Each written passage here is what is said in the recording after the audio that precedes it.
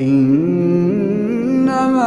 يؤمن بآياتنا الذين إذا ذكروا بها خروا سجدا وسبحوا بحمد ربهم وهم لا يستكبرون تتجافى جنوبهم عن المضاجع يدعون ربهم خوفا وطمعا ومما رزقناهم ينفقون فلا تعلم نفس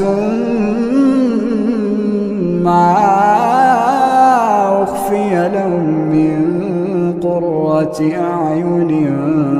جزاء